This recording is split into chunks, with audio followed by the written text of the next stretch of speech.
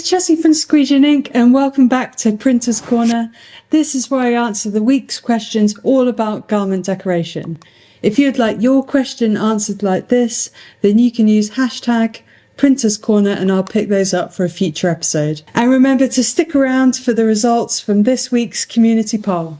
This week's questions are all about mesh choice for different applications, and we also have a question about choosing the correct mesh for sim process and what the most common mesh that we have in our studio is and what's best for using when you're printing plastisol ink.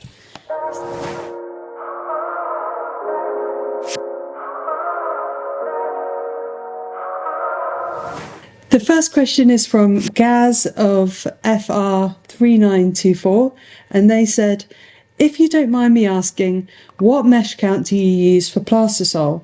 43, 64, 90, 77 or 120? I would say most of the work that I produce in the studio is t-shirt printing, and we tend to do vector images onto dark garments, a bit like the shirt that I'm wearing at the moment. And we're kind of trying to deposit a medium layer of ink, and most of the time it has to be quite opaque. So I choose a 55T mesh for most of my jobs. You'd only really pick a 90T mesh if you were doing something like sim process, and this is because you want the detail to be held on the screen in a really precise way. And then if you were choosing a lower mesh count, you're going to be depositing more ink. So there you might be choosing a lower mesh count if you've got a really thick white ink going on a rough black hoodie, for example. One of the other options that he's asked for is, would you be picking a 120 mesh? I personally think a 120 is very, very high, especially for beginners. And the only time that I've used a mesh that high is for printing really small text onto metal sheets. And you can only deposit a very thin layer of ink, and it's not really useful for t-shirt printers. The second question is from pgarza1218, and they said, what's best mesh for halftones, 4 to 6 colour design, hashtag Printer's Corner? I like to print halftones at a 51 LPI, and this means that there are 51 lines in each of the designs. So like you're thinking about how the frequency of the dots appear on the image. So 51 is quite fine, but it's not very visible to the human eye, but it's not so big that it's like a visual effect. Any smaller than this, I think, is unnecessary for screen printing onto t-shirts. And in order to hold this level of design of 51 LPI, I choose a 90T mesh.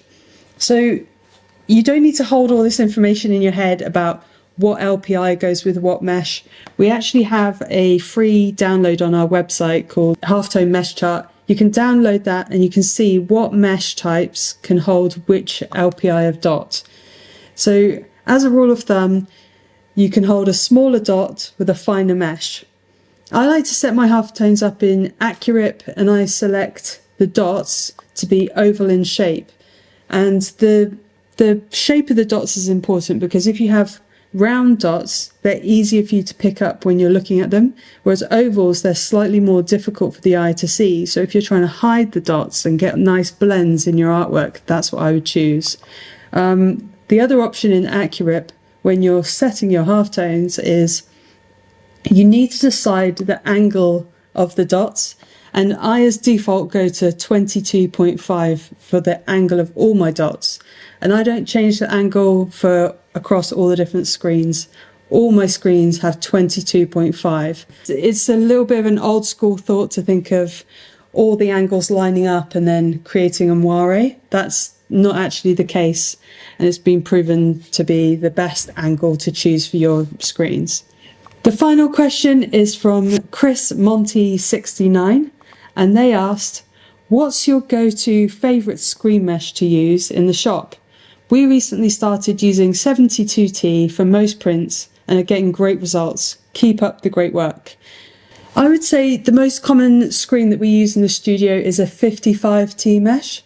And this is because our typical work is printing plastisol ink onto garments like t-shirts and hoodies. And we tend to just use vector-based designs. So we're looking to do block colour onto the garments. We don't tend to be doing crazy fine details or really, really tiny text or anything like that, which might justify using a higher mesh count. And I think something to consider is that if you're using a 55T and you're not getting as much ink deposit as you want, there are still things you can do. So you can coat the screen with this scoop coater with a rounded edge, and that'll actually deposit more emulsion on your screen, and that will allow you to deposit more ink when you're printing. So if you really can't deposit enough ink in one print stroke with a 55T, then you can go down to a 43. But I would say the most common for us is still the 55. The main question for this episode was, what mesh should you choose for halftones? And my answer is that I would choose a 90T mesh, which is a 230 in America. And I think that that can hold enough of a small dot to make a vivid print. And I would use a 51 LPI dot with it. And that will be a great starting point for all of your kind of sim process halftone work. Community poll. Now it's time for this week's community poll.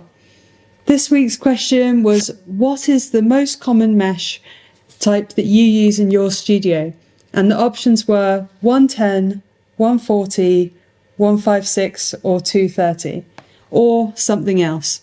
And the most common answer was 156, and in the UK that's a 62T mesh. We also had someone say that they mainly use a 305, which is a 120 screen, which is quite impressive, and I would wonder what kind of work they're doing to mainly use a 120. It must be really fine detail, or it might not even be t-shirts, because we always assume that everyone else is t-shirt printers, but you never know. I'd like to see what type of things he's producing. Make sure to vote in next week's community poll, and you can find it in our tab on the YouTube channel under community. And you can ask more questions for us using hashtag Printers Corner.